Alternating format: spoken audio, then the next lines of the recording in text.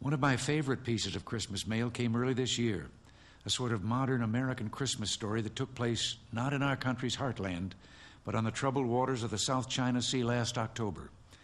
To me, it sums up so much of what is best about the Christmas spirit, the American character, and what this beloved land of ours stands for, not only to ourselves, but to millions of less fortunate people around the globe. I want to thank Mr. Gary Kemp of Neenah, Wisconsin, for bringing it to my attention. It's a letter from Ordnance Man First Class John Mooney, written to his parents from aboard the aircraft carrier Midway on October 15th.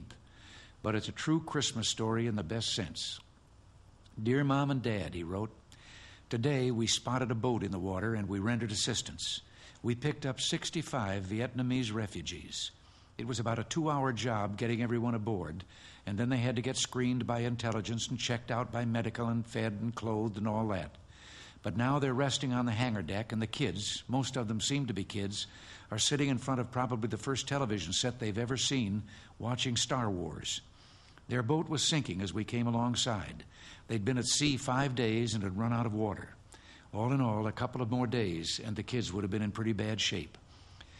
I guess once in a while, he writes, we need a jolt like that for us to realize why we do what we do and how important really it can be.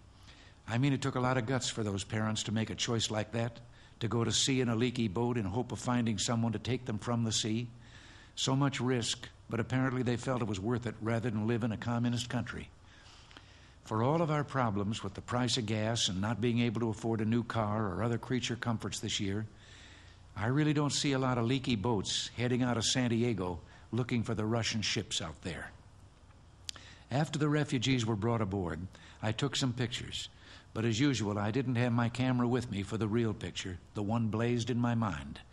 As they approached the ship, they were all waving and trying as best they could to say, "Hello, America sailor. Hello, freedom man." It's hard to see a boat full of people like that and not get a lump somewhere between chin and belly button. And it really makes one proud and glad to be an American.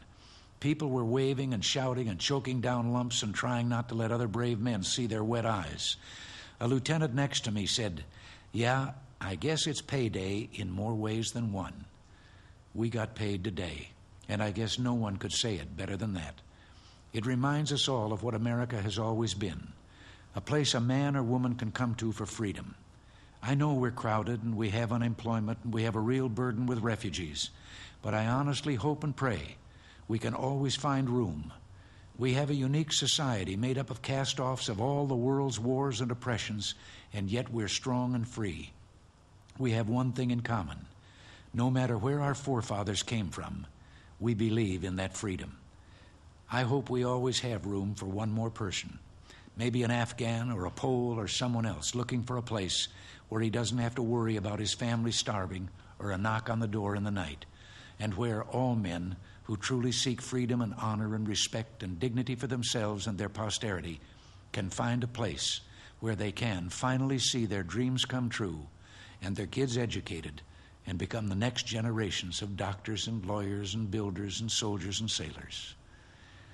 Love, John. Well, I think that letter just about says it all.